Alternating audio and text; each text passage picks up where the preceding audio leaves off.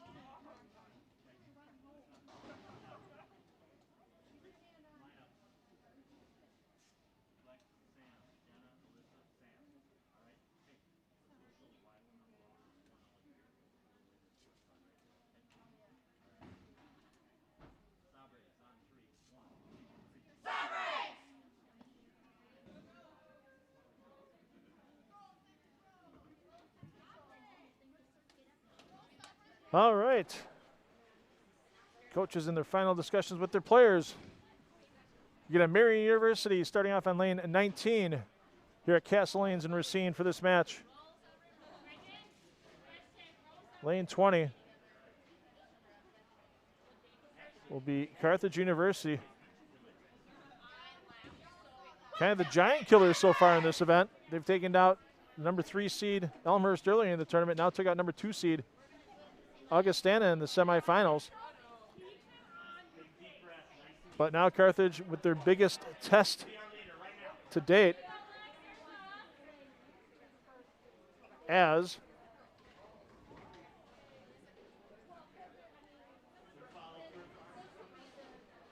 Carthage must win this match and one more match in this double elimination format to take down the CCIW title from Marian University. Marian just has to win one of 2 matches. And this match is a little different than what you've seen so far in this event, as this round is not just, wow, because that's the way you want to start a championship round, with a ripper 7-10. That's harsh.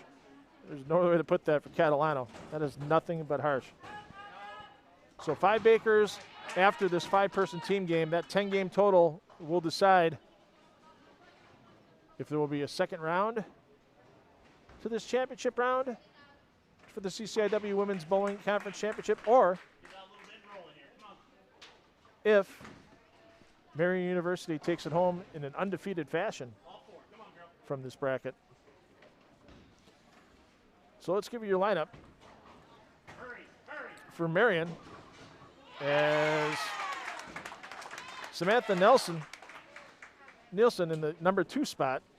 Senior tickles the 1, 2, 4, and 8 down. You saw Alexis Jasek start with a strike for Marian, then Nielsen. Jenna Betts you see stepping up here in the 3-hole for Marian, followed by Alyssa Ritchie and Samantha Mueller.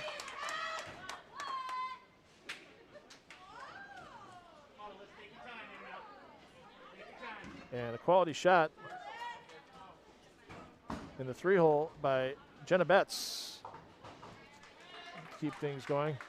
Meanwhile, Carthage, you got to wonder if some of the emotions from closing out so strong in the last match, trying to bring the adrenaline level back down, has kind of bugged them right now, as Catalano in the 1 spot, Barnett in the 2 spot, both open for Carthage. And how about that? Christakos stays hot. Christakos with 225 in the semifinal against Augustana. Held her team in there well. So no changes to the lineup for Carthage. The same 5 you saw in the same order: Catalano, Barnett, Christakos top them, and now you have Highland on the 5 spot for Carthage.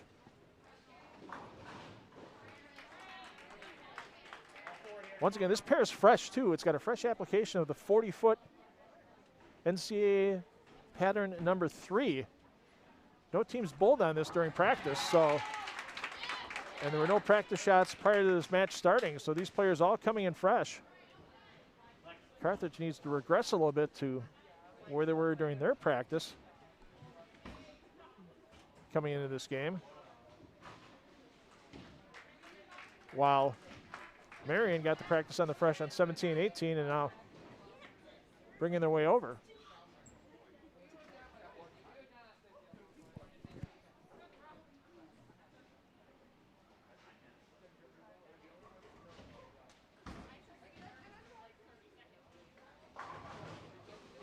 And trouble early for Carthage as Highland misses well left.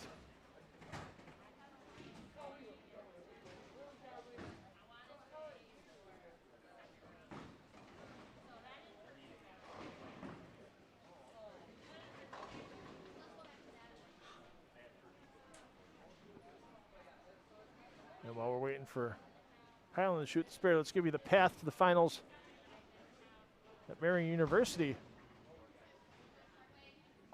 took to get here. Marian, the number 1 seed, thanks to their 20-1 conference record during the CCIW season this year. That let them have an opening round bye in this 7-team tournament. So they took on Aurora in their first match. And Marian took down Aurora 859 to 813. The match was actually pretty tight through the first 9 frames. Couple early opens for Aurora. Knocked them into the contenders bracket. And then Marian moved on against Augustana, and a convincing 80-pin win, 917 to 837 for Marian. Put them into this championship match undefeated. And wow, it's all or 6 right now for Marian. It's not a bad way to go if you're picking up your spares. You get a bunch of alls and a few 6s and mostly spares, you're probably going to win a lot of matches. Problem is, the 6 that they're leaving themselves are pretty tough right now. And we just saw Nielsen last frame pick up the 1-2-4-8. Now she's looking at the mirror image with the 1, 3, 6, and 9. Give it a shot.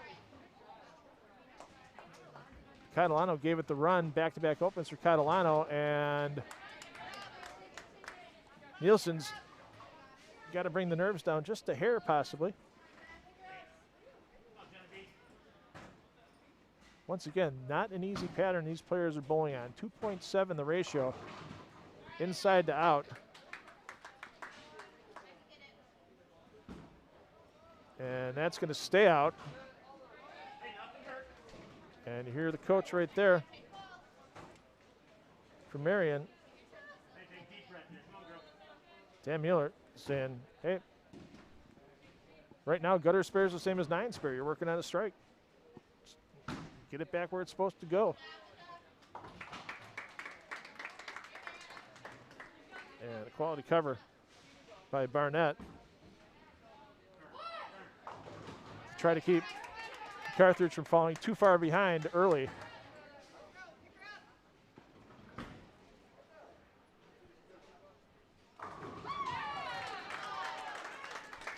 Christakos with another double. She's the hottest player in the building right now.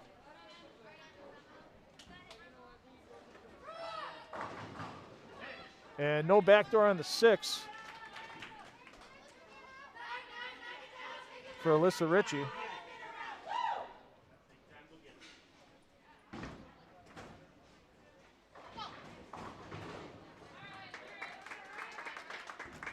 Right now it's an early 25-pin advantage.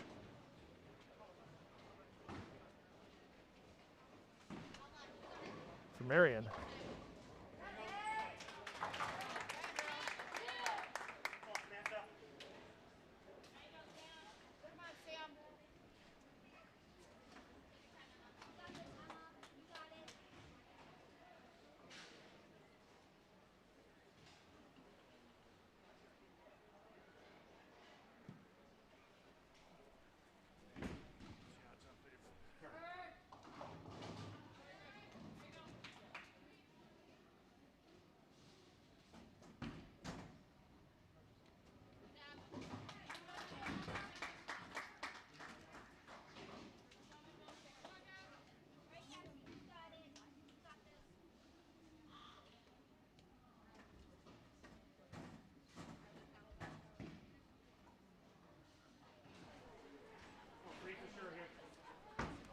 There's your reigning player of the week in the CCIW. And Cassie Highland holding her team in with a clutch strike. Marian University also has a men's bowling team, but the men are at a collegiate club level team. One of several club sports offered at Marian. Right now, the men's team for Marian down in Davenport, Iowa, bowling the Leatherneck Invite. Lots of quality college men's teams and women's club teams down at that event this weekend. I know it's a tournament that's near and dear to Sean Wachner, coach of UW Whitewater men. To his heart is the Leatherneck, one of the tournaments he helps run during the college bowling season. And there's 3 in a row for Jasek. Alexis, majoring in criminal justice as a freshman, minor in psychology. Bowling idol, it's not a bad bowling idol to have. Daria Payak. Daria, along with Verity Crowley, looking forward to getting their bowling back on the other side of the pond shortly. As the PWBA season will be starting back up in April, and they've got their visa issues that prevented them from bowling in the opening PWB event in Arlington, Texas in January straightened out.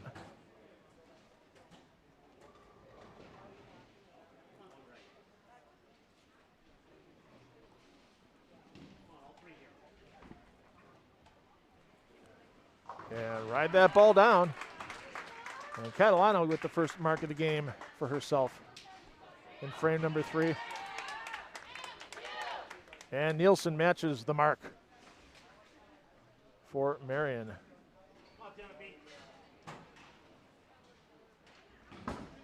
Melissa Barrett for Carthage.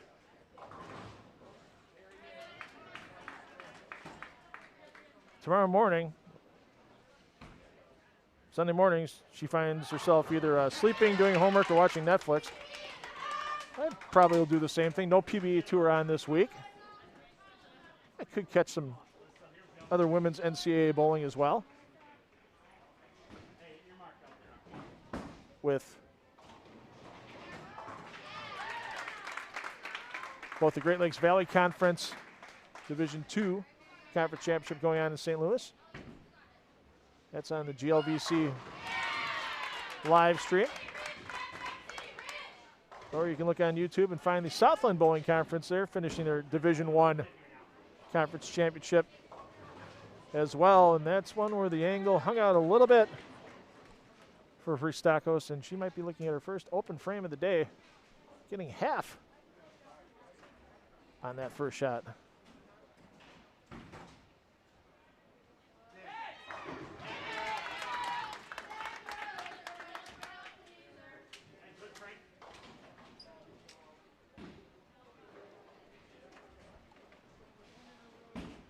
And how about that frame from Marian? Only player not to strike was Nielsen, but she covered her spare. You saw how quickly 5 down for marks for a team can change momentum in a match. As we saw with Carthage in the semifinal against Augustana. Filled up that 9th frame nicely and rode that wave of momentum to win that semifinal in the 10th. And ball speed a little tentative on that shot for Topham.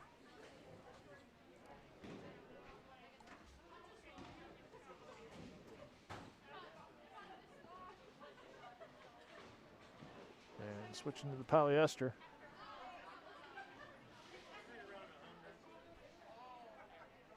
For the spare ball.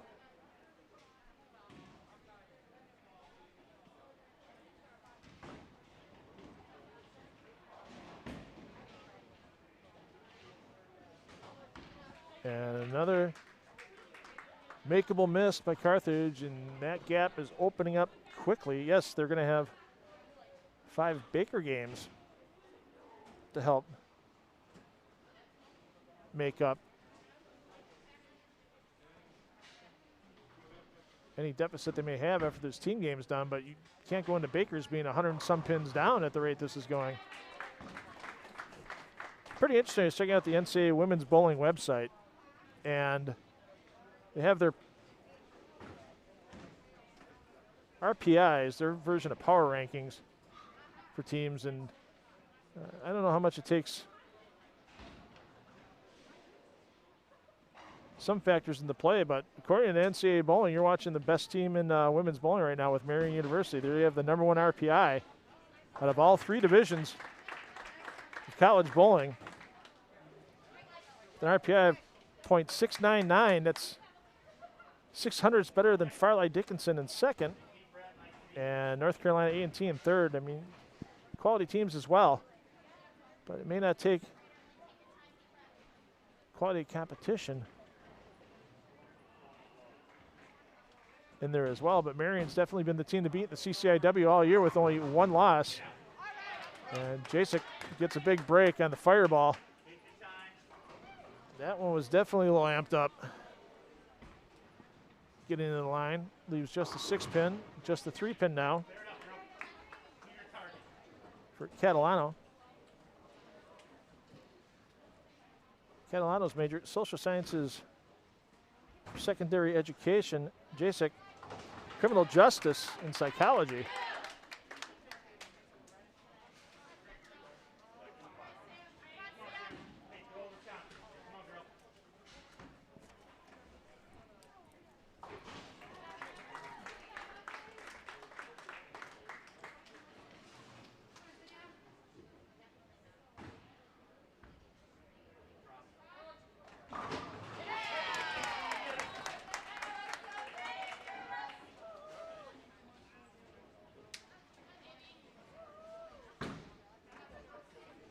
Just to give you an idea where Carthage stands in the NCAA RPA rankings. Carthage is currently in 30th. So Carthage even ranked a little bit ahead of traditional women's Division III powerhouse UW Whitewater. And a huge double on the board for Marian out of Jenna Betts.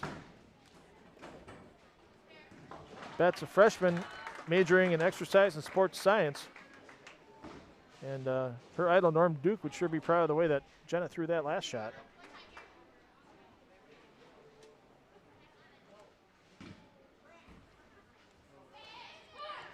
Big toss by Ritchie. Big double again for Marian.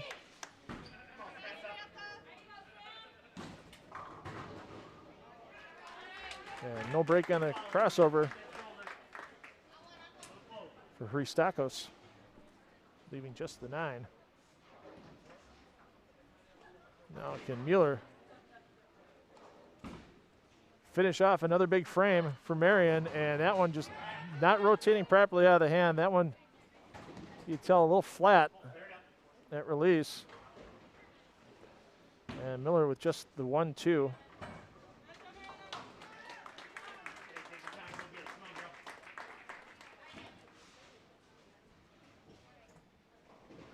Miller graduated back in December with her undergrad degree in early childhood and elementary education. Now she's going for her master's at Marian with at-risk and alternative education. So definitely a full plate outside of bowling, not just for Samantha Mueller, but all these players. With the hours upon hours of practice they put in inside and outside of a season.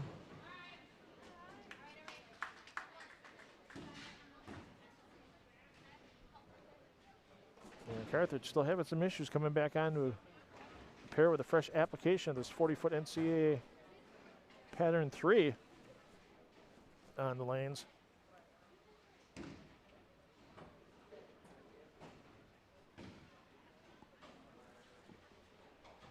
As only 3 strikes through 19 attempts for Carthage.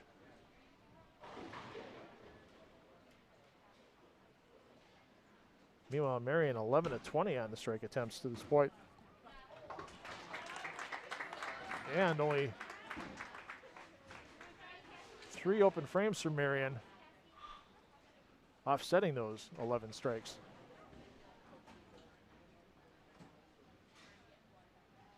So right now, with just a mark out of Highland, which she won't get, ring 10.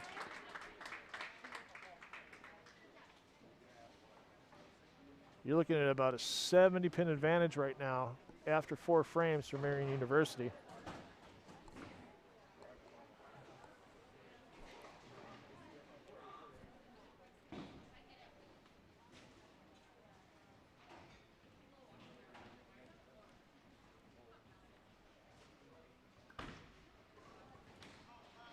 And the spur by Highland.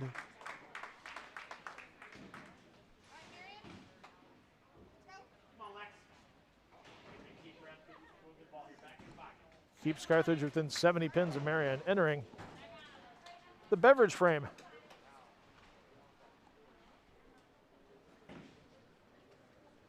Once again, Marian undefeated coming into this match. So if they win the 10-game total, this 5-player team game and the 5 Baker games, they will take home the CCIW inaugural Women's Bowling Conference Championship.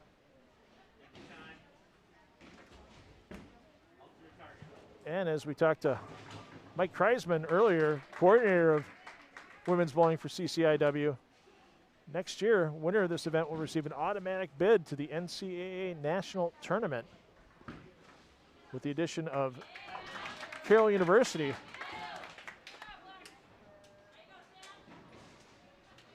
to the CCIW roster. And Courtney Ermish, you talk about another young lady that has a ton of women's college bowling experience.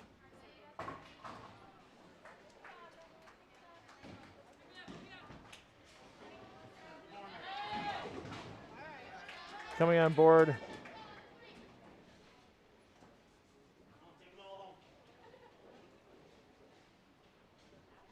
at Carroll University.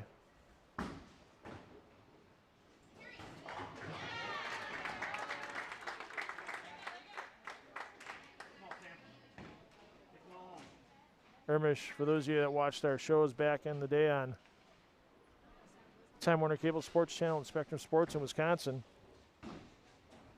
familiar with her days as a youth player.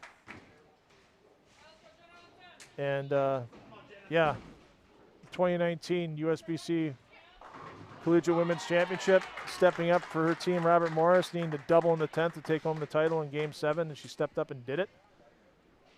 That's still one of the best moments in bowling in the last several years that I've seen. And you know, when you know the player that did it, it makes it a little more fun to watch.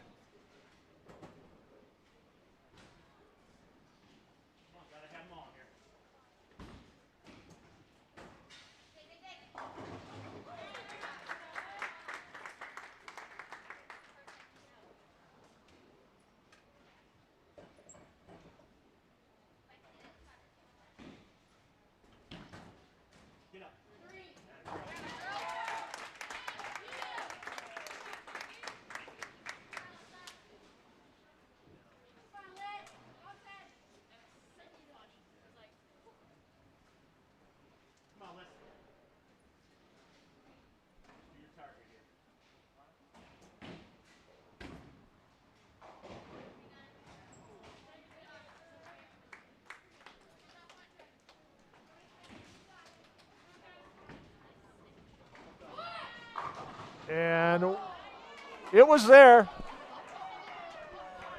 We'll make sure to clip that out and send that to her by email after this is done.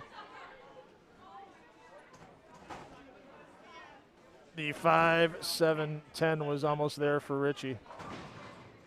And Highland can't get the break for Carthage. Go over. You know, a couple interesting things here with the coaches from both teams. I mean, Katie Zwiefelhofer, great collegiate coaching.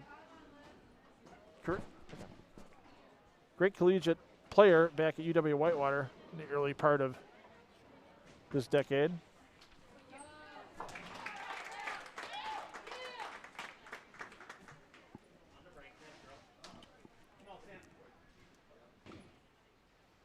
And she started this program from scratch for Carthage University. Of course, the coach for Marian, Dan Mueller, head coach, his daughter Samantha anchoring the team you see stepping up here.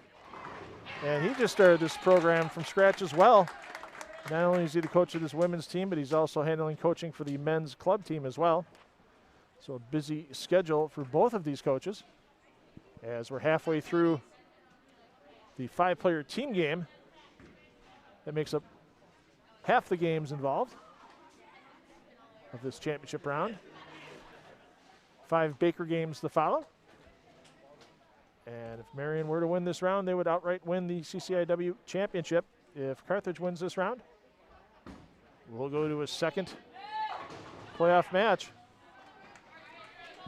And that's the one thing with this pattern. It may only be 40 feet in length, but looking at some of the bowling balls out here, there's not a lot of surface on them. You get a little quick for some of these players. And they may not have the right surface on it. They may have a little too much shine. Ball might get to the pocket, not have a good roll on it. And as we know, the worst enemy at the 1-3 pocket for a right-handed player is deflection. We definitely saw that a couple of minutes back with Alyssa Ritchie almost leaving the 5-7-10, and Jasek gives a nice run.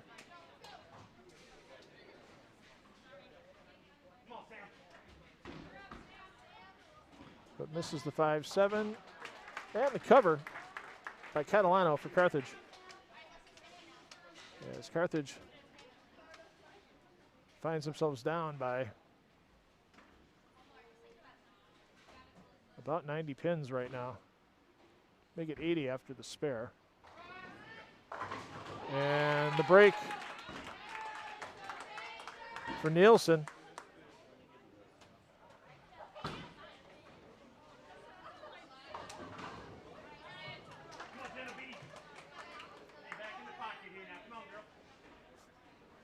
Funny for Nielsen, her bowling idol is her grandfather, Doug Peterson.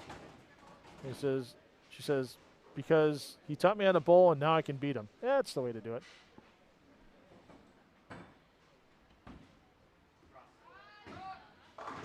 Yeah, to the well, but the 6 stands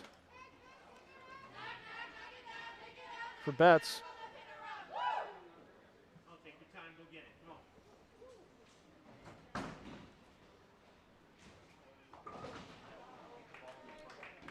For skill or talent that most people don't know she has, Jenna Betts can cluck like a chicken really well. Maybe she'll do that after picking up the 6-pin.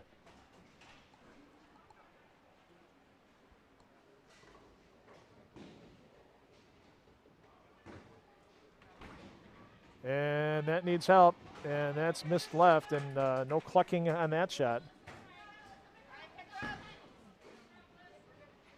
Ristakos goes high, and that last little snap on the end lets the 4-pin stand along with the 3-6-10.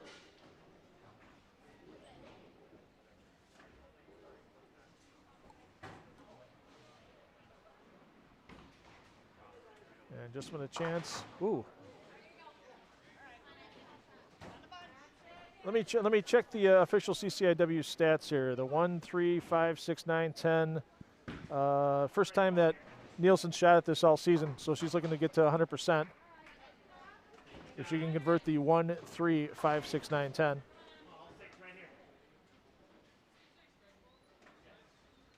I would just shoot it like a pocket shot. I mean, the left hand of the rack's gone already. You may actually get a little help with the head pin coming back across if you're going to leave a messenger. Oh, second effort by the 6 pin, though, takes it down. Lost a little count working on a spare, but a good pickup on that. Once again, 1, 3, 5, 6, 9, 10, 100% of the season for Nielsen on that spare.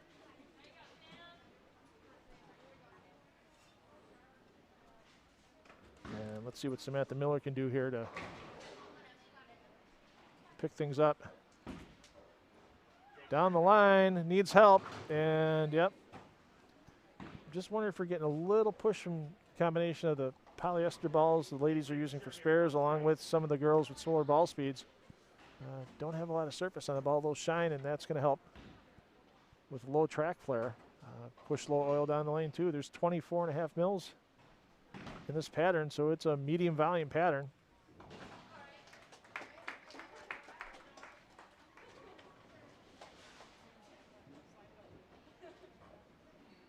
So we know some carry down can happen. Match that with a little extra speed and strange things can happen. Almost a lucky deflection there for Mueller off the head pin. Ball not missing the 10 pin by much. And Highland showing that player of the week for him with her strike in the 6th.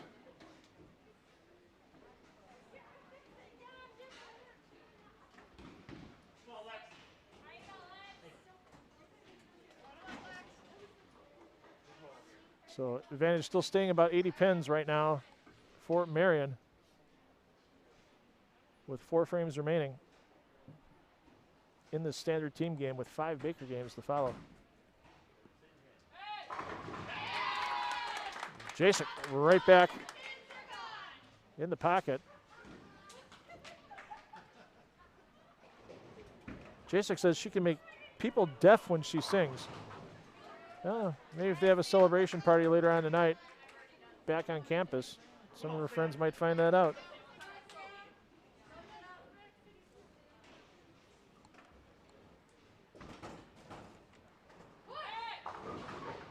Four goes, 9 stands for Nielsen.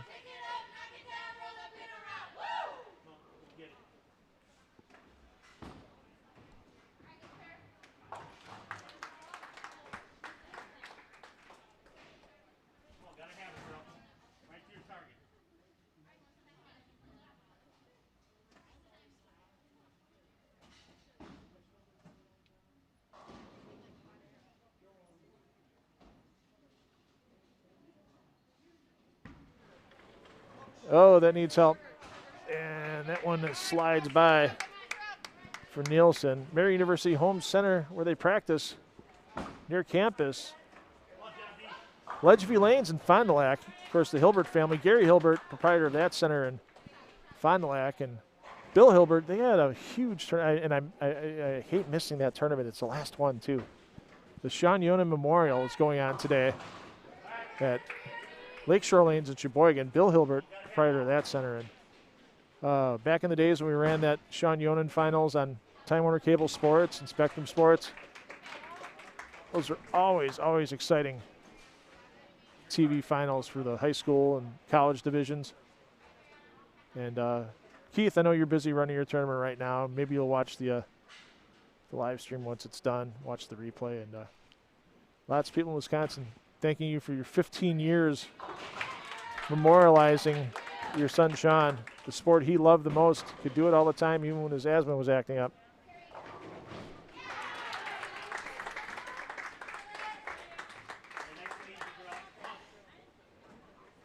And lots of effect you made on the Midwest youth bowling community. People would come from all over to bowl, and you made some lifelong friends in that tournament. Keith and Stacy Onan and your family, Jocelyn and Trevor. Yeah. We'll be seeing you guys in the future. More social than bowling, but we'll be seeing you guys in the future. No doubt. Mueller looking to step up here on the left lane to bounce back off and open. And that creeps. And right now, with the advantage that Marian has, a bunch of 9 spares is not a bad thing at this point in time in the match. I mean, the strike ratio's gone down for both teams, especially Carthage. And now the spare ratio going down for Carthage as well.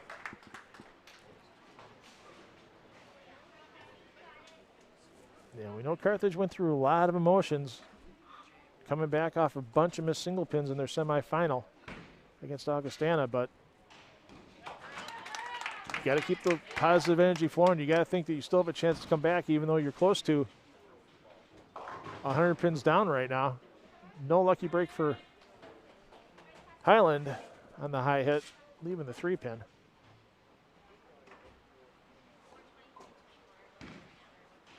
And it's going to be about an 80-pin advantage still, as Carthage cannot chip in to Marian's advantage here in the 7th frame.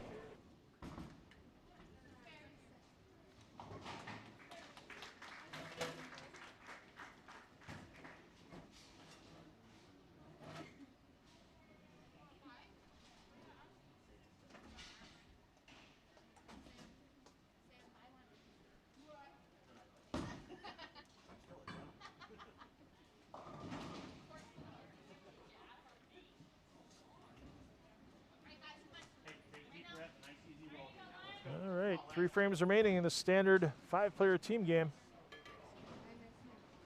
Let's see if Carthage can work the magic like they did in the semifinal match and chop a bunch of pins down here in a couple of frames. And you can just tell right there, timing for Jasek off, getting in the line. You don't see her fall off to the left very often.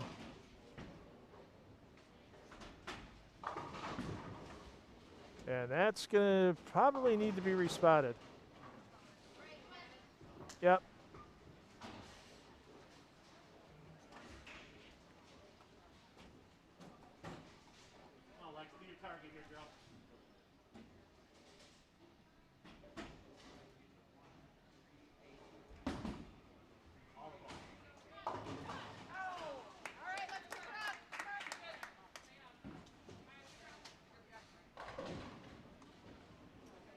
So we have to wait for that to be respotted here. Looking at the replay. They're saying it's the 8-pin. I'm not so sure on that. But it's tough to tell from the angle I have.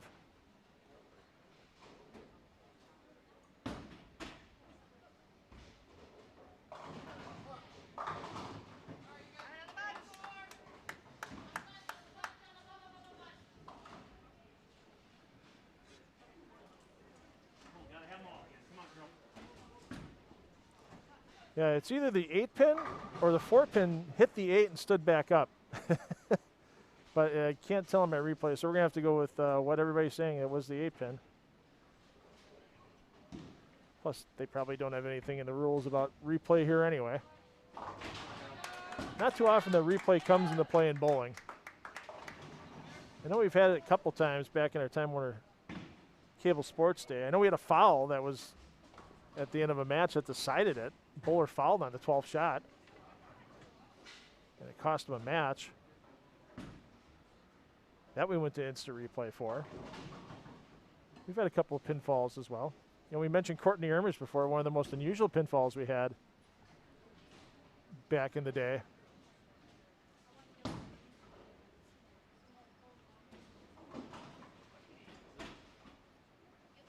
I think we need to get this fixed. They're setting it as the 134. It should have been the 138.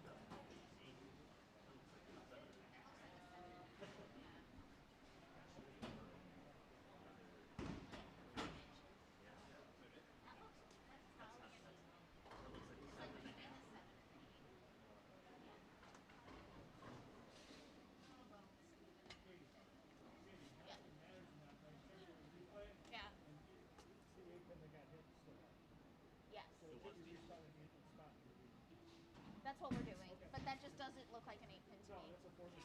Yeah. Well, it's like a 7.5. 7.5? It's further back.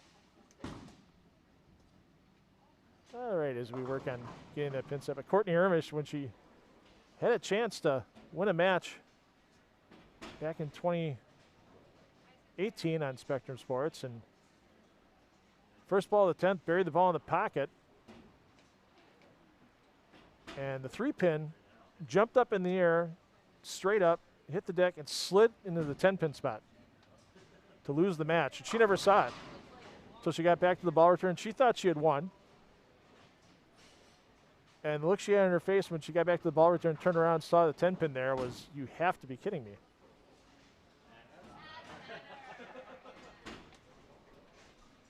Now we got a proper spot on the 1-3-8 for Emily Catalano.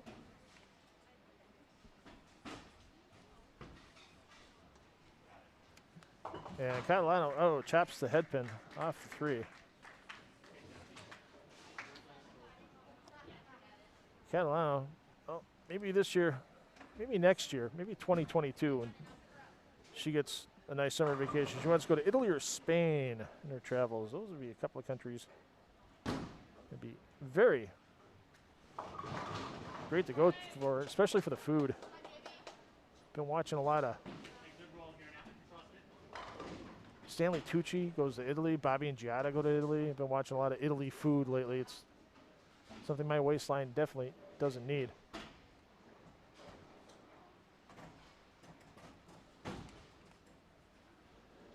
Let's see what Betts can do here on the right lane. Take the 4-7 down. And keeps her team at about an 80-pin lead. And the cover for Barnett for Carthage.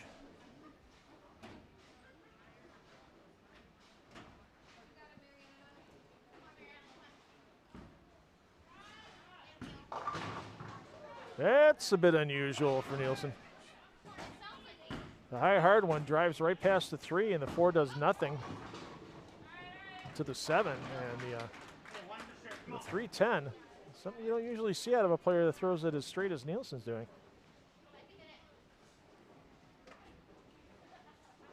Nielsen, a junior out of Poinette, Wisconsin.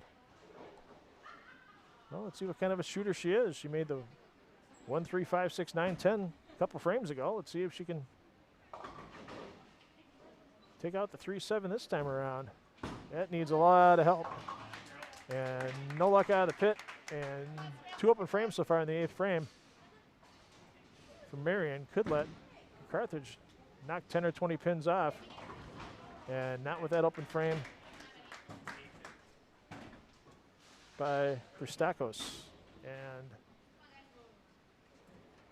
Verstakos, that big game in the semifinal, that's something she's going to remember for a long, long time. Helped her team hang in there when they were having some problems with spare shooting, especially single pin spare shooting. And got Carthage into this championship match. Mueller took a re-rack. She was missing the 8-pin out of that rack on the right lane, and on the left lane, Topham stuffs the pocket hard. 9-pin stands and laughs in her face for no apparent reason. And another washout on that lane for Mueller, so maybe, well, definitely a line change is going to be in order. Possibly a ball change? I'm not sure.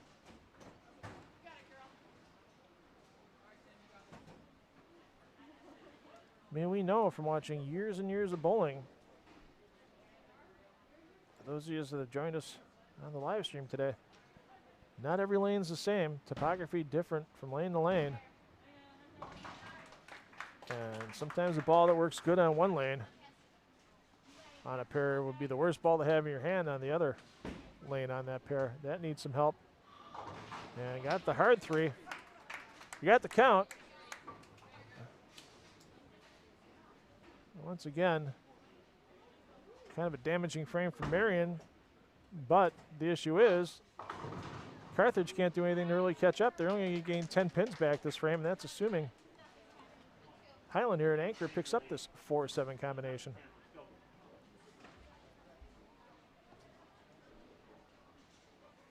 And whether it's the nerves of the championship match or this pair just playing tough, the pace of striking after an initial flurry the first 3 frames by Marian has really gone down in the last 4. I mean, from the 5th frame on, Carthage has 4 strikes. Well, Marian only has 3 strikes, and Marian, Marian has 4 strikes as well. But Marian had 11 strikes through the first 4 frames.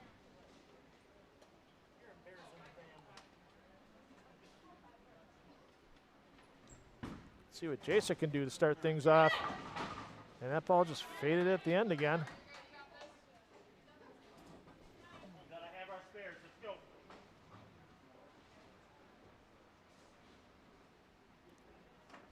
Both teams having trouble getting the ball flush in the pocket, and a couple times we've seen flush hits end up with solid 9s or blower. Well, not solid hit for blower 7, but we've seen a couple solid 9s recently.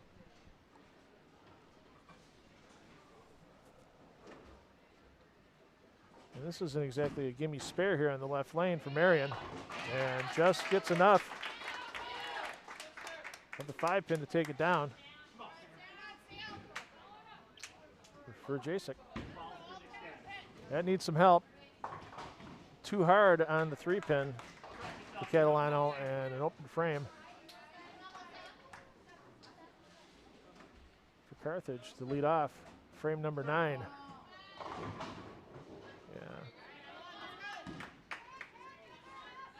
Yeah. I can't honestly, for as rarely as I've seen these players roll the ball, it just seems like the speed, though, is just amping up. You know, that's one nice thing about the scoreboards nowadays. At most bowling centers, the MX Soaring also has a ball speed indicator. Most of the time it picks up the ball speed when it's near the pins. But still, if you get a ball speed indicator, all of a sudden you're throwing it a half mile an hour faster than you did the shot before, or a half mile an hour slower, it's going to make a big difference. And, you know, we see it right there. Yep, the first ball for Nielsen, a half mile an hour faster. Came up light, left the 2-8, and then the miss of the single pin. Yeah, it's not pretty out there right now, ladies and gentlemen. And a paralyzed 5 to go at your 10 pin. Thanks for playing. Your ball will be right back.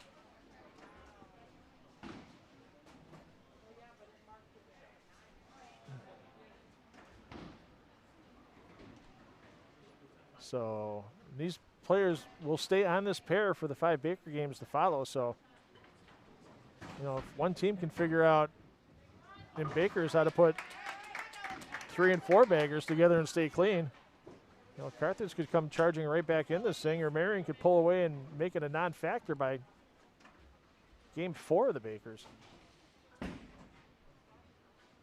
That needs a lot of help, almost, and I bet you if that 5 pin would have been on spot, Ristakos probably would have made that one.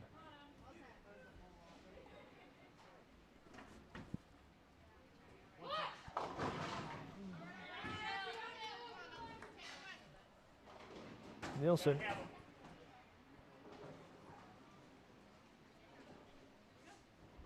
Yeah, big make. You know, you gotta get the makeables. You gotta pick them up.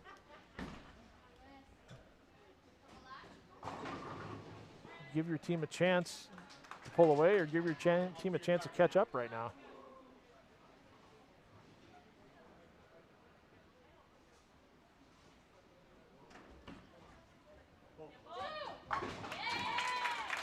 And the cross lane cover for Nielsen.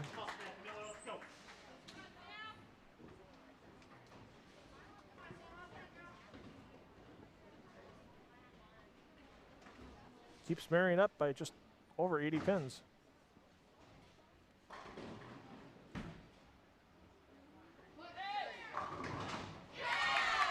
And Mueller with the kick on the 10 pin.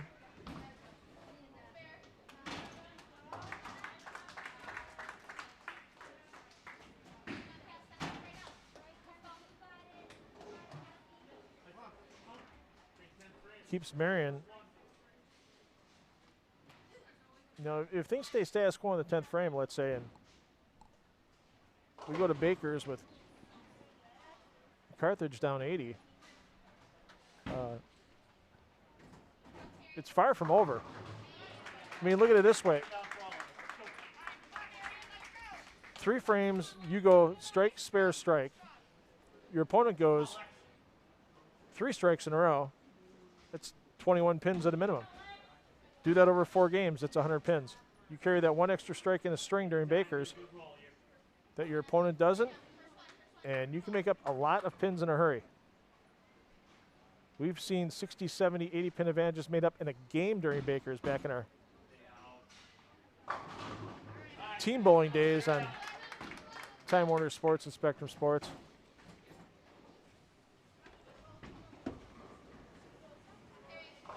Remember one time Ron Volks and the Horsemen, they were down 70 pins after the first game, come back and fire 290. The second game of a two-game Baker match. It was over before they finished the 10th frame of that second game. It changed so quickly. So don't count Carthage out of it yet, but they're going to need to have a lot of work happen in a short time to knock down the deficit they're going to find themselves in entering Baker's.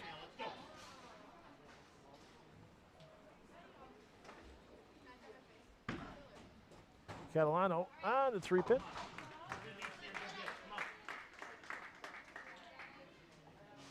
Catalano, favorite bowler, Jason Belmonte. And Belmo coming up. Defending champion of your U.S. Open. You'll see that on Fox Sports and on Bowl TV if you're a subscriber. I know I am. I'll be watching the USBC Masters and the U.S. Open on Bowl TV in late March, early April. Plus they have the SWAC Championship, that Division I bowling conference for women. That SWAC Championship going on Bowl TV all weekend long. So women's college bowling expanding, getting better, getting more visible.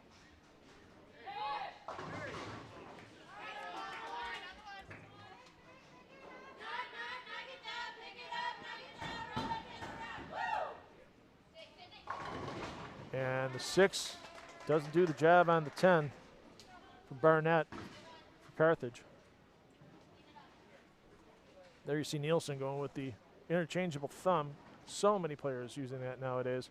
That probably saved Norm Duke's career 2 years ago.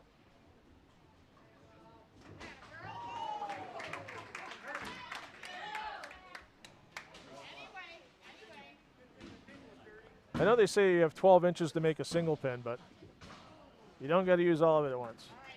Yeah, I was sitting on the loading dock with Norm Duke after the 2019 Hall of Fame Classic at the USBC Training Center in Arlington, Texas, and Norm was having problems with his elbow and he thought his career was going to be done. He thought he had 0 chance of doing anything on tour anymore. And then Cecil Scarborough from Vice Grips told Norm, getting these interchangeable thumbs, you plate your thumb so much to get it feeling perfect. What are you doing that for anymore? You can make thumbs that stay perfect. You can change it around. You can still change tape, but you move from one ball to another and not mess yourself up. And Norm did it, and that's when he went back-to-back in Indy and Jonesboro. You get such a great feel from ball to ball with those interchangeable thumbs, whether you use the most popular ones, the Vice, It, and the Turbo's got their switch grip. And Ristakis can't get the second one in the 10th to go.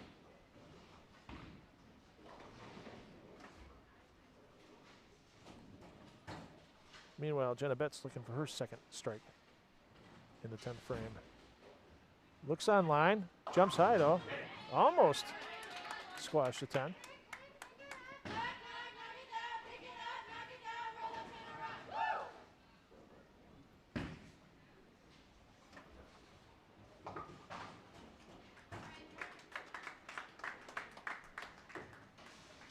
And it's looking right now, it's going to be staying status quo right around that 80 pin mark.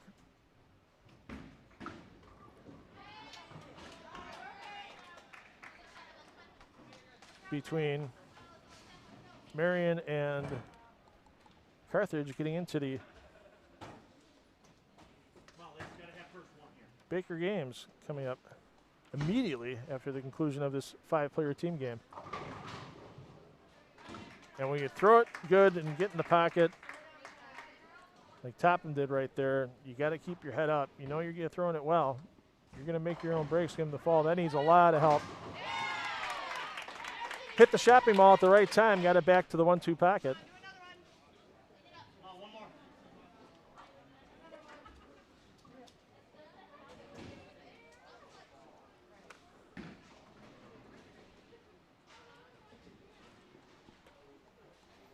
But once again, if you're going to make a miss, make a big miss, and that, we're not talking about spare balls, we're talking about the first shot.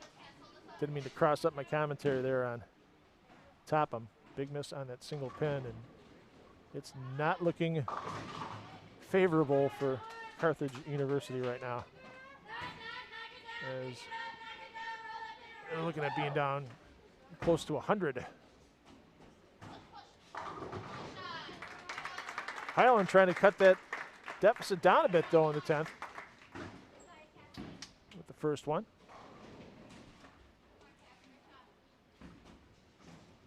Once again, a lot can happen in Bakers.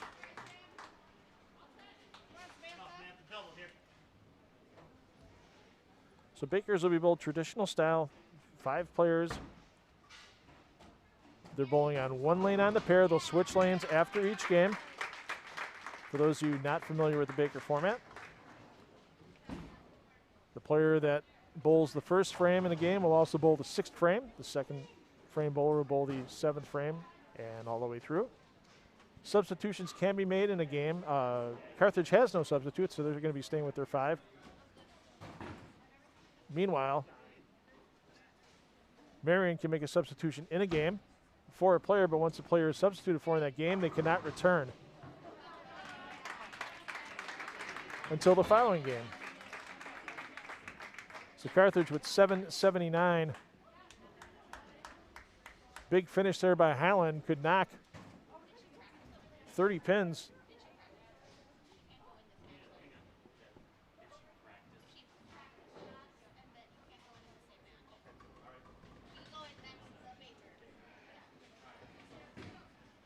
Okay, they were going to substitute here, so, but because the players went down to the practice lane for Marian during this game, they can't substitute back in during the game. They can substitute in during the Baker games now, but they can't substitute during the 5-player team game. I'd be surprised right now. I would have tried a different ball. I mean, that's 3 washouts in a row she's had on that right lane.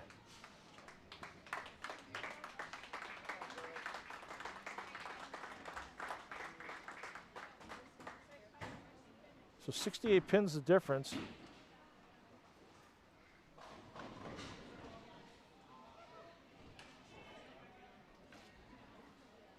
After the 5-player team game, it's going to take a second for the scoring to get moved over to single player, single lane. So we'll give you a little jabber.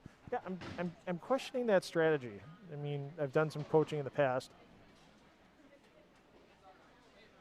Coached the UW Whitewater men's team for a couple seasons back in the late aughts when they got to their first USBC Intercollegiate Team Championship National Final. And yeah, when Samantha Miller, when she went wash out, wash out, wash out, you got to think it's the ball and not the player. And it's just kind of surprising that you didn't try a different ball and throw it like a strike line. You're only giving up a couple of pins. But hey, coaches make their choice out there. But that was kind of surprising to me. I mean, you got a large enough lead, and you want to make sure you're locked in. And I'm sure they're going to leave Miller at anchor, one would think. Usually you don't see the coaches mess around with the lineups too much between regular team games and then switching the Baker games, just for the cohesiveness of the unit. So it looks like Marian University is going to take a minute to talk things over. So we're going to give you a little audio intermission here, and as soon as they fire back up for score, we'll join you with some more commentary. $2 Phil here with you from Castle Lanes and Racine, and the CCIW Women's Bowling Conference Championship rolls on here on 10 on the deck.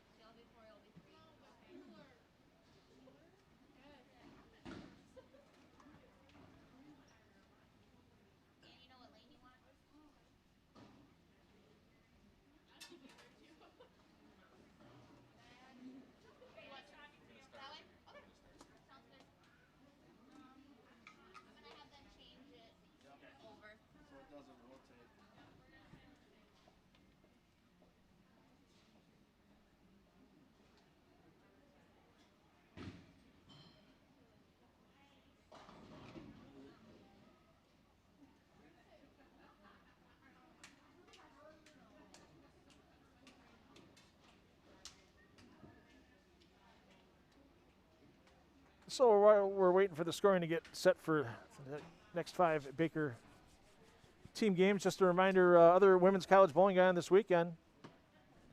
For those of you who love watching the live streams, SWAC Conference Championship, that Division I Conference Championship, that's on Bowl TV if you're not a subscriber.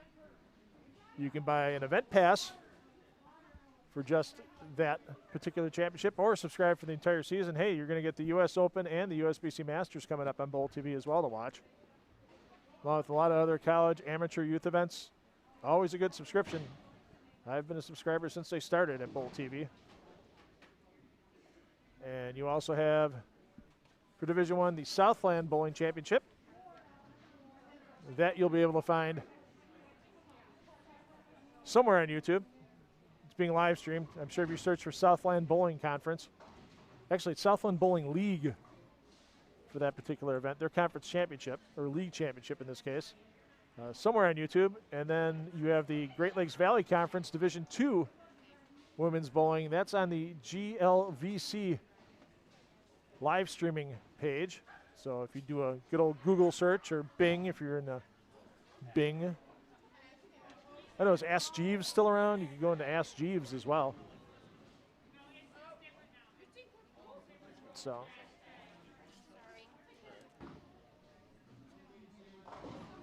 No, I'm going to switch Mariana and Emma. Mariana's going to be 4, Emma's going to be 3. I'm bowling all 7. I'm going to bowl all 7. Isabel is leading off, and Alexis is going to be in the 6th spot, and Sam Nielsen is in the 2 spot, and Jasmine is in the 7th spot. And then the last 3 are the same. Yep. All right, so we got some lineup changes coming into the Bakers. For Carthage, we're going to see Emma Topham slide up into the 3 spot. They're going to move Mariana Christakos into the 4 spot. And then for Marian, as we mentioned before, you can substitute players at any time. Once a player is substituted for, they are just out for the remainder of that game. So with it being 7 players on the roster for Marian, they're going to go through all 7 players. They're going to start, you're going to see Isabel Barber for the first time in the leadoff spot for Marian. And then Jasic's going to come back in the 6th frame.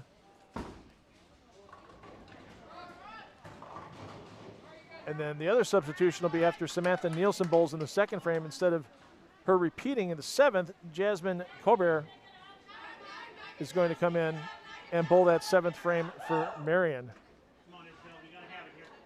So Jasmine Colbert, pardon me, in the number 7 spot for Marian. Once again, it is a 68-pin lead for Marian after the 5-player team game. It is an overall 10-game total that will determine whether Marian is the CCIW champion after these Baker games are complete, or if they will have to bowl a second match, because this is a double elimination competition and Marian has yet to lose so far in this event.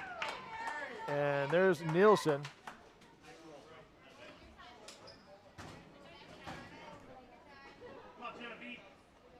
And this is the lane that Marian's really going to have to stay tough on. I'm kind of surprised if they had lane choice that they started on this lane, because of, you know, your 5 bowler was struggling a bit, and a couple of your other players were struggling with the way the ball was pushing down the lane. Either bad ball reaction, bad delivery, or a combination of the two, but it looks like they've figured things out during the break. Coach Dan Mueller apparently getting things lined up early for his team with Marian as they start spare double. And Carthage trying to once again play giant killer. Struggling early here in Baker's with spare open and now a possible spare. And the wrap 10, the vicious wrap 10 for Alyssa Ritchie. What a lot of people don't know about Alyssa is back in junior high and high school, she did shot put and discus. That's a lot of coordination to do either of those sports. And the delivery of the weight obviously being different between the two. Discus being more of a spin in a circle and throw the circle. Shot put being the couple of skips and the push off to shot the put. But either one of those balance skills that definitely would transfer over to the sport of bowling for Alyssa Ritchie. Looking to make that 10-pin. Needs help. Doesn't get it. And the momentum killer. The missed 10-pin on the board for Marian.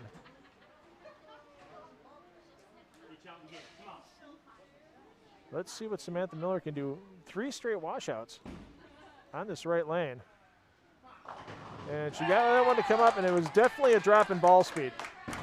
That was, yeah, that was about almost a mile and a half slower compared to her last toss in that lane.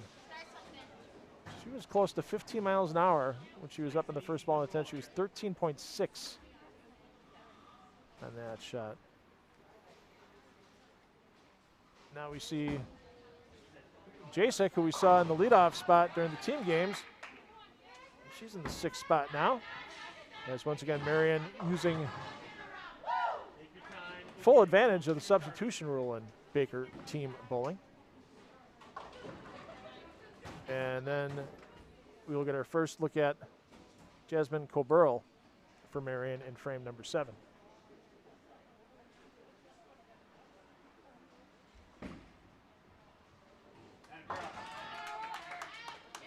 And either way, for Barber in the leadoff spot, or Colbert here in the 7th spot.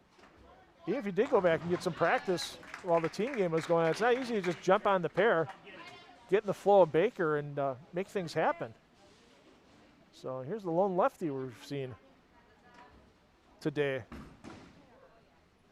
with Colborough. And that one turned and burned. Ball used a lot of energy at the break point. She may want to consider bumping everything a little more right, just so the ball stays in the oil a little bit more, save some energy. Get to the pocket with a little more force. Because that ball approached the 1-2 pocket and just kind of faded away.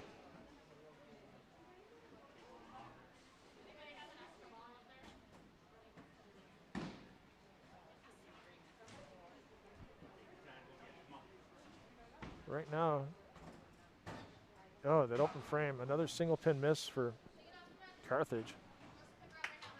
They had a chance to try to get a few pins back here and not successful. And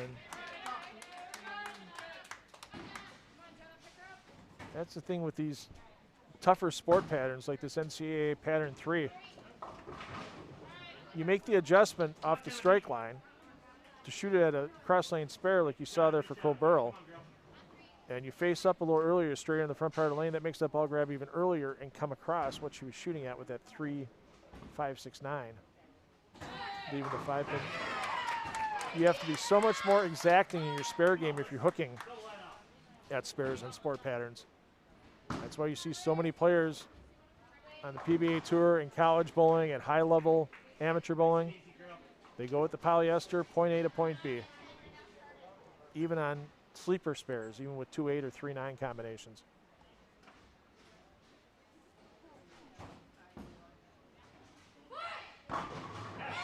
Slap that 10 out of there.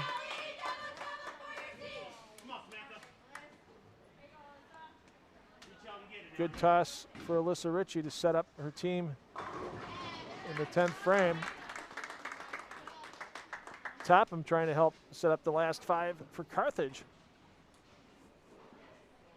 With that shot, now Samantha Mueller needs it to come up, and once again it doesn't get up to the pocket. And the ball speed pretty similar to what she had last shot, so I'm assuming it was just a slight leak to the right. Great shot there by Hristakos to give Carthage a chance to shoot 182 and still keep it close, and a big open for Mueller at 177.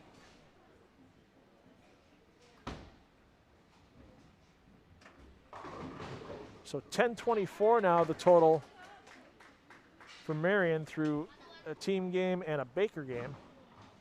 Carthage had a chance to really cut down a few pins off the 68 pins they were down going into this game, but now their max down to 161, so they're going to lose a minimum of 16 pins. And they could be down 84 at the least with 4 games to go. Highland with the spare. Yeah, so with a strike here, it's an 84 pin deficit for Carthage. Add on a pin to that deficit for everyone that's left on the deck on the fill ball. Of course, we know on these live stream, fill balls usually carry at about a 78% rate at the women's collegiate level. And I'm going to give that one to her on the carry percentage. No, I can't. 160 there for Carthage. That puts them at 939.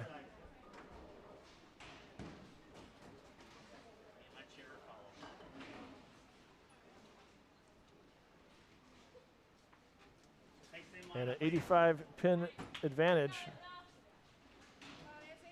for Marian with 4 Baker games remaining. Once again, no practice between games. Switch pairs and fire.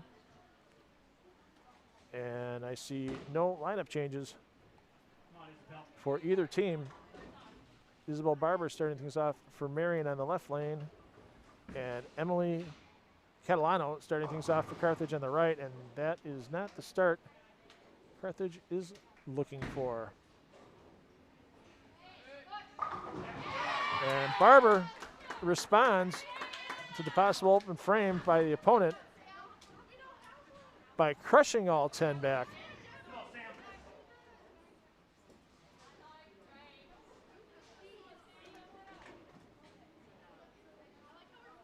Isabella, her major finance and accounting with a minor in Spanish, and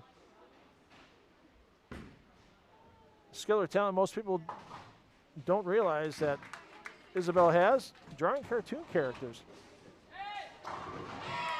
Nicely artistic. Samantha Nielsen makes it a big double early on for Marian.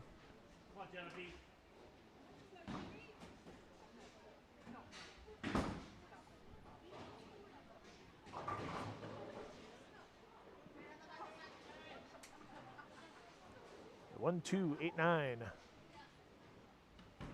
for Melissa Barnett and Carthage.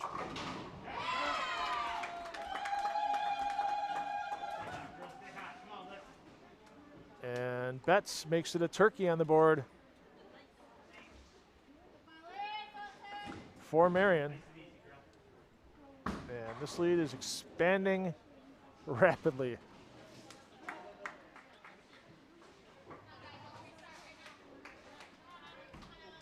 Looking for the front four. She's going to be dreaming of 5-7-10s in her sleep tonight, possibly. That's going to wake her up in a nightmare for Alyssa Ritchie. We saw her almost leave it during the regular team game earlier, and now it reared its ugly head once again as Emma Topham for Carthage takes the crossover strike, throws it on the board. According to USBC rules, it doesn't matter if the ball hits the pins legally, you have to take the pinfall. Add that strike in the third frame for Carthage. Hristakos, she was looking to do the same thing, crossover, make it a double. A little too high, though.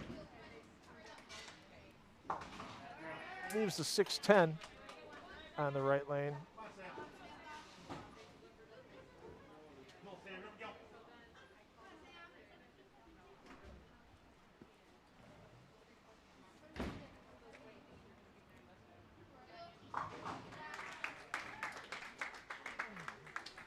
Hristakos on Sunday mornings. She'll be tomorrow finishing some homework or listening to music or watching, I gotta admit, it's one of my favorite shows too, Grey's Anatomy. It's a good way to spend a Sunday morning catching up on Thursday night TV. You got a lot of stuff going on. The wonders of the DVR.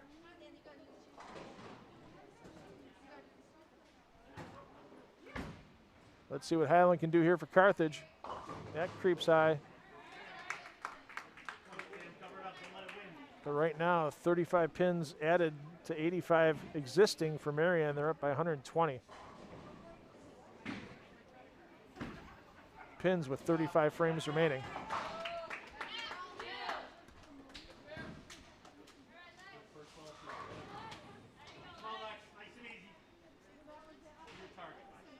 Now once again, Marian staying with that rotation in the roster as they step up in the sixth frame.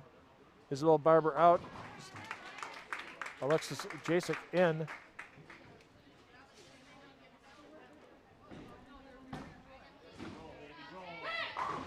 There's another quality toss from Jasek.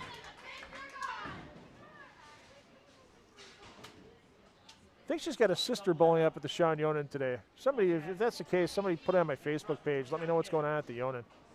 I'll check it out in a little while. I know it's a busy day for everybody up there. I know it's going to be close to full house as well. Hey, there's the crossover mixer for Catalano. And there we see the southpaw, Jasmine Coburl. And she makes the adjustment off the bucket on the right lane, goes high, leaves the 6-10, but should not be choppable for a left-hander hooking at it.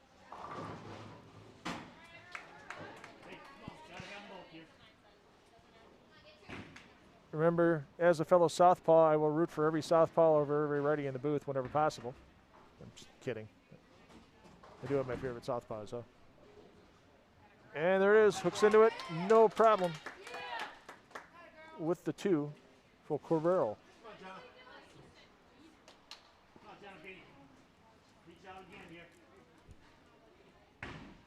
And if we get a spare here from Carthage by Barnett, which we do, still 120 pins the advantage for Marian. Going in the last 3 frames of game 2 of this 5-game Baker block.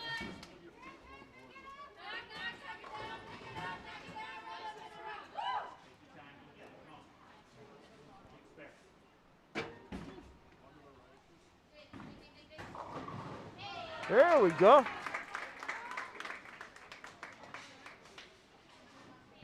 Great toss by Emma Topham. 2 strikes for Topham this game, like in the right lane.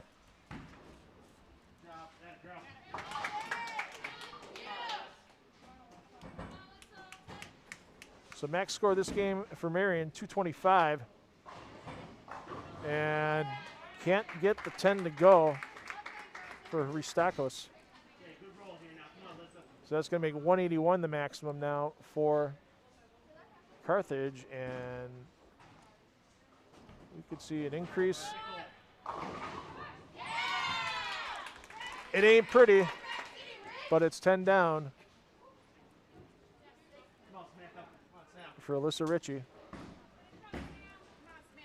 And Ristakos, the miss on the 10 pin, and the lead is turning into a chasm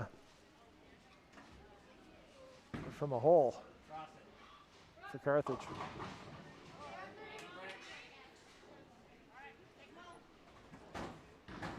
She spares this. I'm thinking fill ball. I'm thinking fill ball change.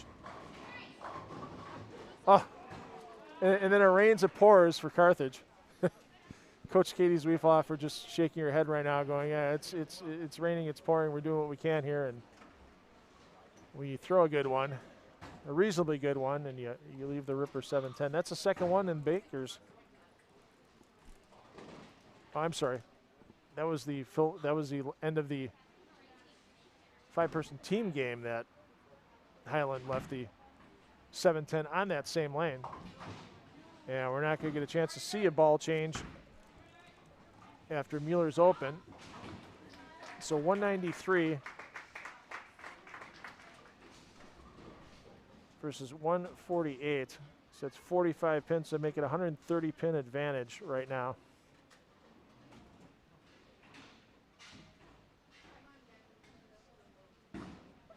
For Marian with 3 Baker games remaining. 12-17 for Marian, 10-87 for Carthage.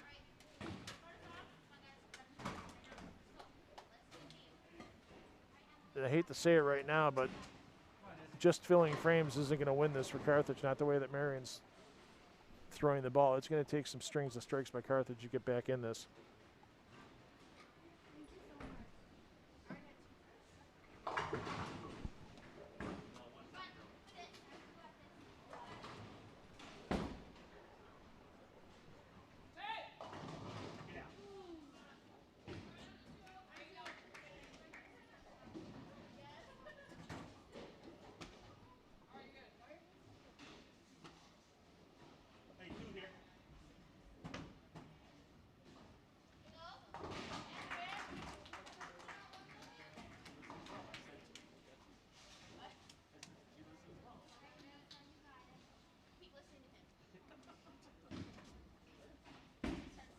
All right, and jumping back in the booth. Second time today, we got Dan Chrisman from CCIW here. And Dan, a little anticlimactic so far. Oh, Mike. I'm sorry. Why did I say Dan? I was looking at Dan. I was looking at Dan Mueller, coach. From Marian. Looking one way and going the other. Sorry. No problem. Sorry, Mike.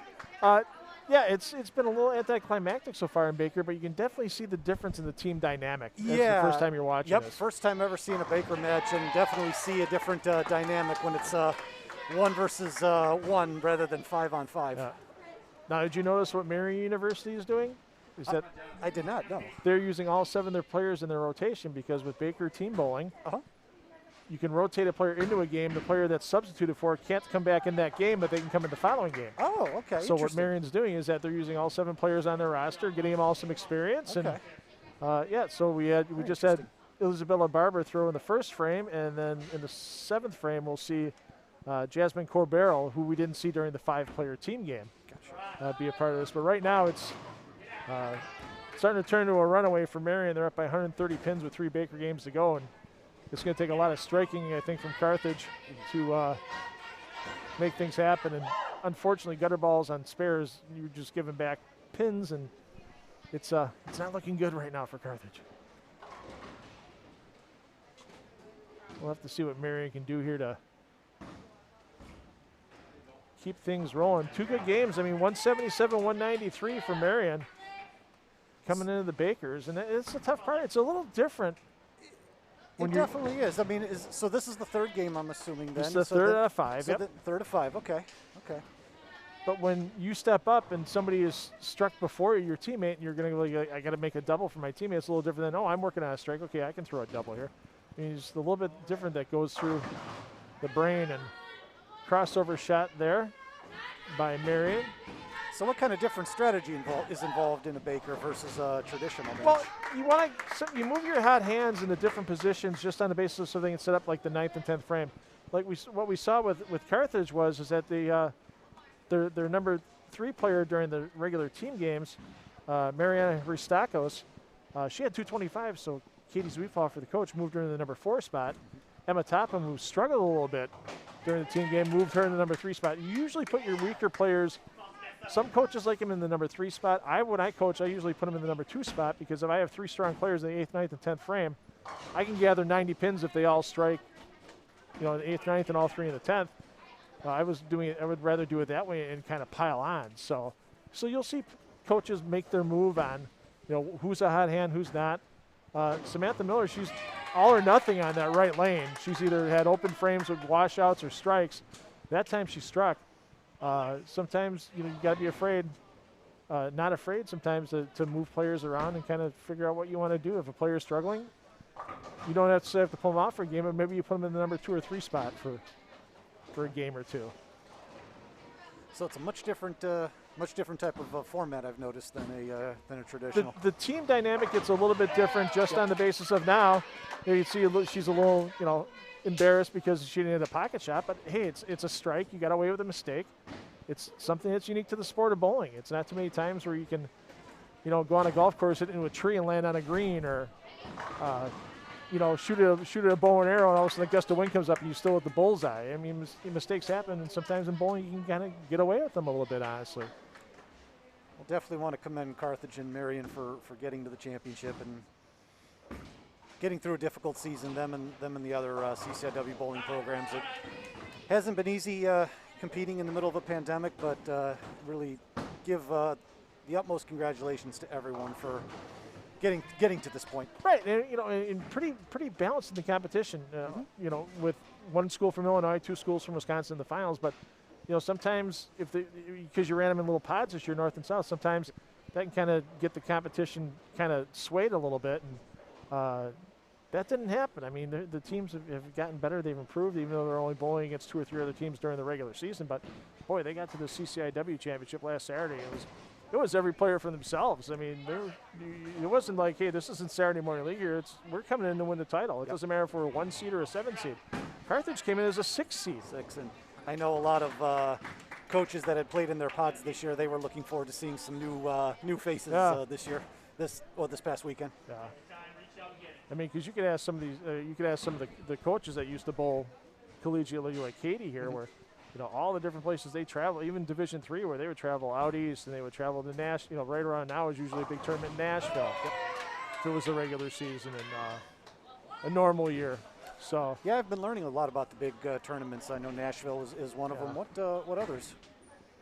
There's a big one in Jonesboro, Arkansas, that Arkansas State has every year. That I know I think Katie was all tournament team there one year. And from my time with the Pro Bowlers Association, I love going to Jonesboro. It's a small, it's 250,000 people. It's kind of a college town, but I mean, everybody's friendly there. The bowling center's great. They love having us there. And, it's another one of those bowling centers that really gets by and helps support the college program, they have the bowling center built a locker room for Arkansas State at the bowling center. And a pro shop, yeah, a locker room and a pro shop, and and there's several teams that either, if they don't have it on campus, like Nebraska has on campus, Vanderbilt, they have all that on campus for a practice center.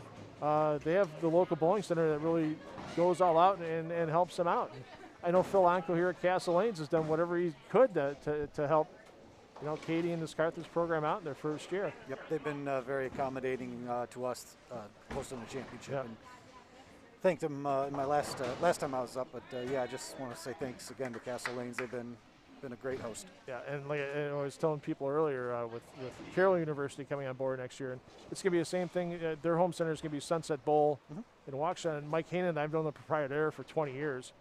Did some work with him in the past, and Mike's another of those guys that's going to make sure whatever it takes to get that program up and successful and running, they're going to be able to do it. Same thing with Ledgeview Lanes, where Marian University practices in Fond du Lac. Their sister center, their brother center, they're owned by a couple of brothers in Sheboygan right now. It's holding this huge youth tournament today that's got 100 and some kids bowling for scholarship money. So the bowling centers are really getting behind these collegiate bowling programs, no matter what the level, and it's great to see. Especially here in Wisconsin and the northern parts of Illinois, kind of where I grew up. I mean, bowling's always just kind of been a big it's been a big deal. So with 170 for Marian, that's going to move them to 1387. And we've got 173. So that's going to be 1260.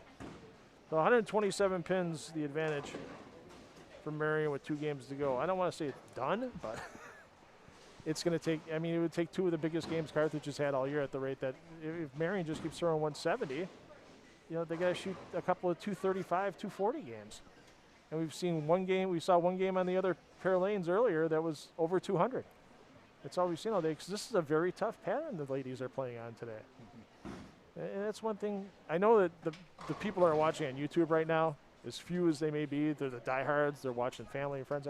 They know what these bowlers are going through. They're not saying, oh, they're making. They know it's not easy to make good shots out here, because you have to be on that perfect little area of the lane with the right ball speed to get the ball into the 1-3 pocket or 1-2 pocket if you're a lefty. It's not like they're bowling their Saturday night house league somewhere where they keep the outsides of the lanes dry and you have this 5 inches to shoot at, and guys can average 240. It wouldn't happen on this condition, even for the pros. A pro might get lucky and average that for a few games, but they wouldn't average it for a 42-game tournament. It's tough. In talking with a lot of my coaches in our conference this year, I've asked a lot of questions, trying to learn the sport. You do have some changes. Do you want to know them? Yeah, just talking with a lot of my coaches in the conference this year, just getting to know the sport, asking a lot of questions. I learned about how they try to practice on the oil pattern leading into the week. They work with their proprietors to make sure that they get the right type of oil patterns down. That I mentioned the other segment about how I took a crash course in that, and learned all about that, and learning about all sorts of things. And just sitting here listening to you talk has been a good education for myself in this sport. It's been good. Yeah, still got a lot more to learn, and as we move forward with this sport in the CCIW, I'm sure the sport will grow, and we'll continue to get better. Oh, absolutely. Nobody comes firing out and winning national championships in the first couple of years. Yep. And, Yep. as you said, next year these ladies have a lot to shoot for, because they're going to have a bid to the NCAA National Women's Bowling Finals up for grabs in this conference championship. Yep. So Yep.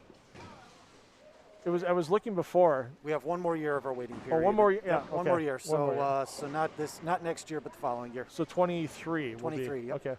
I was looking earlier at the NCAA bowling website, and I thought it was because they have their RPIs for women's bowling as well, for all the sports and everything. Did you notice who's the #1 RPI? I'd like to know how they figure this out. Marian is ranked out of all the Division 1, 2, and 3 teams from how they figure out their RPIs. That's interesting. So I'm just wondering how much it has to do with strength of schedule. It has strength of schedule. They have them at the 3rd strongest strength of schedule. So that's it. I'd be interested to know how they do it. They have the best winning percentage in NCAA bowling. There's no doubt about that. Yes. But they also didn't get to bowl as many matches as some of the. I mean, some of these other schools, North Carolina A&T bowled 60 matches this year. Some of those Division I programs were definitely taking part in a lot more matches. But you gotta like it though, because I mean, Division III. You look at the last schools. You go down the list, and the powerhouse that everybody knows that's familiar with around here, Wisconsin Whitewater, is 37th in the RPI. Carthage is ahead of them at 30. So, I mean, with young programs, it's going to really grow here with CCIW and the schools that are involved. They could go up against some Division I teams and really put up a fight. So I'm looking forward to that next season. Yeah, I'm definitely looking forward to seeing the sport grow and get better. So, yeah, we just saw a move there by Coach Damiel. He moved his daughter Samantha out of the 5 spot into the 3 because she's struggling a little bit. So we'll see what bowler ends up in the number 5 spot. And now, he moved the bowler out of the number 4 spot. And so, you go with the hot hand. You move him around a little bit. If a bowler's struggling a little bit, and you don't want to pull him out, you move him to a little weaker spot in the lineup and give him a chance to kind of bring things around. So Alyssa Ritchie, who was in the 4 spot prior, got bumped down to the 5 spot here by Coach Dan Miller. And tell you what, might be in a losing effort here, but Cassie Highlands had a heck of a 2 weeks. She was CCIW Bowler of the Week last week. Yep. And she's put on a nice exhibition of bowling. Yep. Over the last couple of Saturdays, and that's just a little quick for Alyssa Ritchie. And 9 spare is not a bad thing. If you tell Coach Dan Mueller right now you have 9 spare the rest of the way, he'd say fill it in, put it on the score sheet. Ooh, almost saw 5, 7, 10 there. It's the one thing no bowler ever wants to see: the 5 pin, the 7 pin, and the 10 pin at the same time. They call it the lily. There's a few other older names for it too.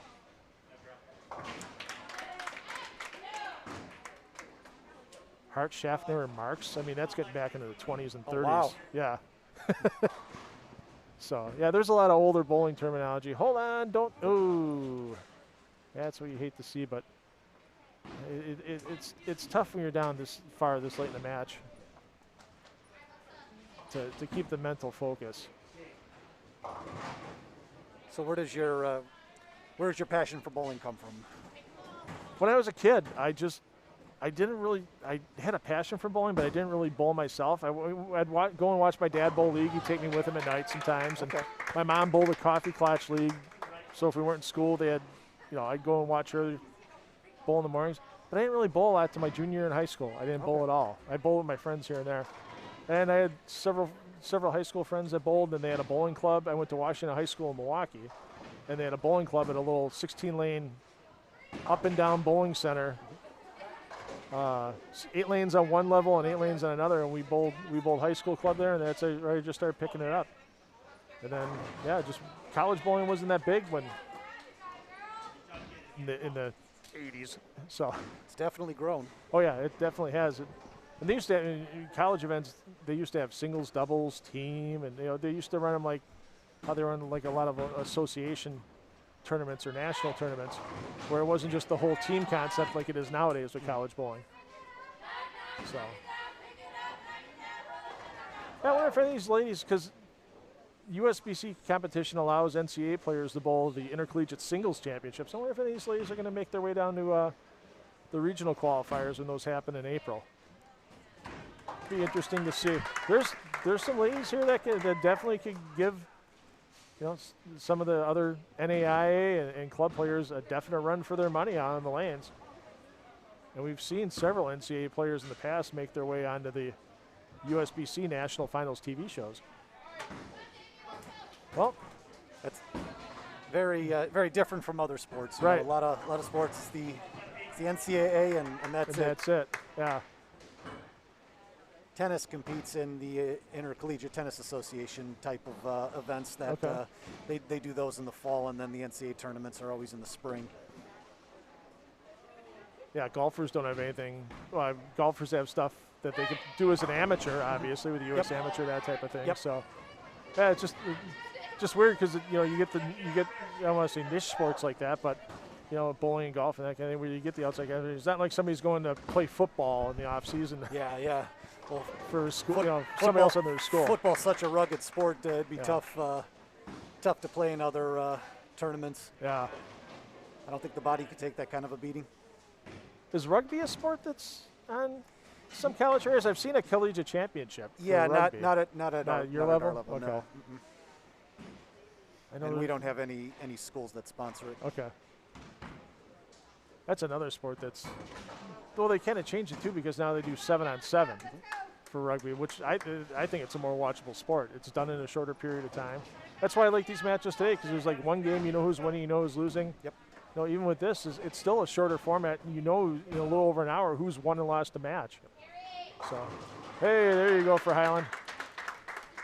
She's going to be one to watch on everybody's radar her next 3 seasons here in CCIW. There's a couple of them out here from this last week that are freshmen that they keep developing. They learn more about the equipment and how to play the lanes and listen to their coaches. And they could be bowlers that could go try the Women's U.S. Open or maybe even after they're done with school, the Professional Women's Bowling Association. Katie Zwiefelhofer has bowled several of the women's professional tournaments in time. That's just not fair. Four pin, they're going to have to reset that. 7 pin hiding behind the 4 as it got moved. It doesn't seem right that a ball that's thrown that hard, that firm, and that well can actually have 1 pin circle around the other standing straight up. And that 6 pin usually goes horizontal. That 6 pin was vertical all the way around the 10. So you said one of them has to be reset? On the right lane, yeah. The 7 pin slid a little bit behind the 4, and then the pin setter knocked it down. So with Got it. USBC rules, you got to put it back on the original spot. Got it. Yeah, you see some weird things in bowling sometimes. There's a couple times on the Pro Tour where a bowler Asku Palermo was one. We were in Portland, Maine, and threw the strike, but the 3 pin went in the gutter, rattled around, and stood back up in the 10 pin spot. And he had to shoot at it because it was down and it was back up. So Carthage is going to carve into the league a little bit. But, yeah, it's a long way to go and no time to get there. Maximum here for Marian is going to be 140. Make it 140. So they're at 1527. And the most, so they're going to cut 35 pins off. So it's still going to be a 92 pin lead for Marian going into one game. So once Carthage starts with the first 5 or 6 strikes, it's going to be tough for them to pull it out. So is the CCIW Championship Trophy here today? Yes, it is. It will be presented to the winners will be today. presented to the winner, and we'll have a banner for them as well and some championship T-shirts. Nice. So for the winning team. we should do. Can we do it right out here in lanes 19 and Yep. 20? That's beautiful. We'll Yep, stay on. We'll stay on the air for That's the. what I was planning on doing, and yeah, we're gonna. I'll snap a picture of the winning team and post it up on our social media, Twitter at CCIW_athletics. Which I started following. Yep. So Yep. And our Instagram is also at CCIW_athletics. So yeah, I mean, you can go to the CCIW Women's Bowling page, see everything that happened during this tournament. You can see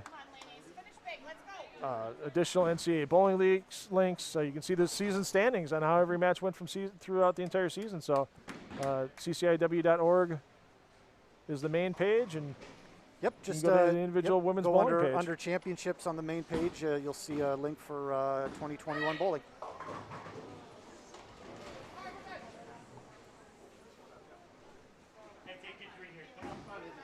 Well, never say never. I mean, right now that lead for Marian is 92 pins. But you start off with a couple of opens, and Carthage starts off with a couple of strikes. And I've seen 70 pins made up in a game in a Baker game in our televised competition. She almost made the Greek Church. Just leaving the 4 pin.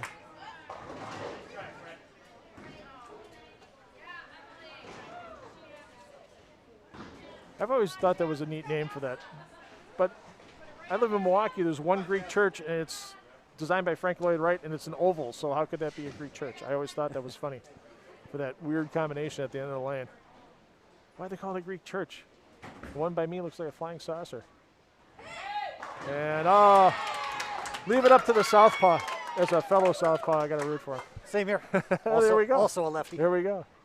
So, yeah, so Jasmine Corberell comes in after sitting the team games on the sideline, and her and Isabel Barber both made big contributions in the 7-player rotation that Coach Dan Miller is using for Marian. It's like watching a basketball team just decide to all of a sudden push the button and go, okay, 5 in, 5 out. You know, let's try something else, and it's worked well for them so far during this Baker competition. Yeah, you put it in an analogy I can understand. What was that? Grinnell? Who had the big high-scoring offense in Division III? Grinnell. Grinnell. They would scoring 200 points a game. They ran the system, as it was called. Shoot within 5 seconds. Put up as many threes as you can. Don't play defense. No defense. Get up and down the court as quickly as possible. See, people don't give Division III sports enough credit for entertainment value. I mean, it's just you're not going to see that at Division I level. It's fun. Watch just a bunch of offense. I want to say that system started at the Division I level. Did it? Okay. Yep. Well, something like Loyola Marymount or something used to run something like that, but they never got to 200 points that I can remember back in the day. And trip the 4, and it's about time to dust off the trophy there. Yep. Put the gloves on, Mike, and get ready to make that presentation of the inaugural CCIW Women's Bowling Championship Trophy, and that's going to go to Marian University. Mike, thanks for sitting with me a couple times today. And absolutely. No problem at all. Thank you very much for being here, and hopefully we can continue this in the future. I hope so, too. Looking forward to following women's bowling at CCIW, and I'll see a lot of it, like as I said, with Carroll College coming on. They'll be bowling their home matches right by my house, so I'll be watching those for sure. Sounds outstanding. Right. Thanks, Alrighty. Mike. Thank you very much.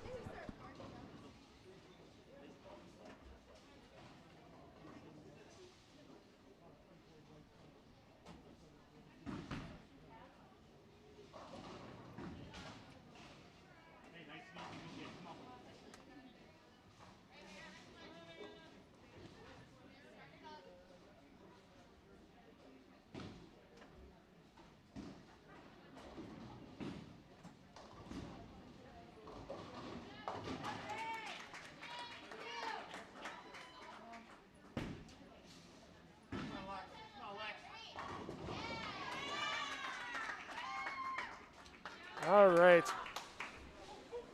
Carthage trying to finish off strong. What a day that Mariana Christakos had. Getting her team, helping him get into this championship match against Augustana earlier. And hey, what a way to go out for the seniors for Marian, with Samantha Nelson and Samantha Mueller, both seniors, winning that inaugural CCIW women's bowling title in their final year of competition. So don't forget to stay tuned for the trophy presentation by Mike Chrisman to the winners, Marian University, once these final few frames are complete. And if you haven't subscribed yet to the 10 on the Deck Productions YouTube page, please do so. We got plenty of bowling coming up this spring and summer. Yet to announce some of the things that are going on, but we're going to be tied in with some pretty big youth events and amateur events during the next few months. So, and if you haven't liked $2 Phil on Facebook, yep, that's where you can find me. $2 Phil, use the $sign in front of the 2 for $2 Phil. Sign up there and you can get updates on what we'll be doing, not just with 10 on the Deck Productions, but other bowling things going on as well. So we'll let you enjoy the rest of this competition with the ambient audio inside of Castle Lanes and Racine. Once again, thanks to Phil and Patty Onko for hosting this inaugural CCIW Women's Bowling Championship.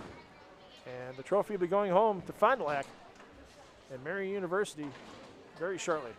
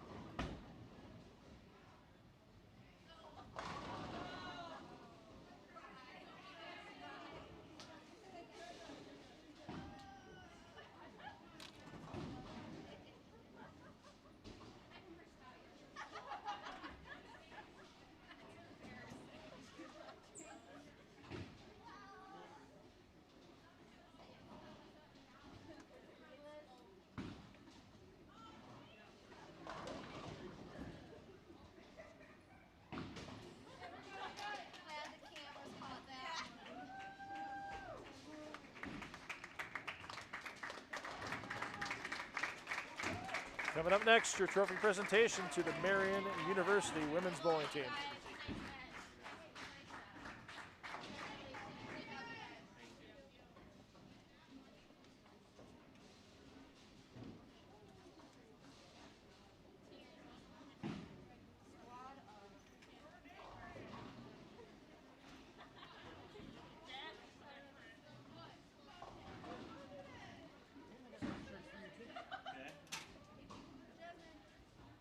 T-shirts for your team. Okay. Everything is right here. All the ones that you ordered. If you want me to put them on for this picture? I think so. You should take a normal picture first. You want a normal?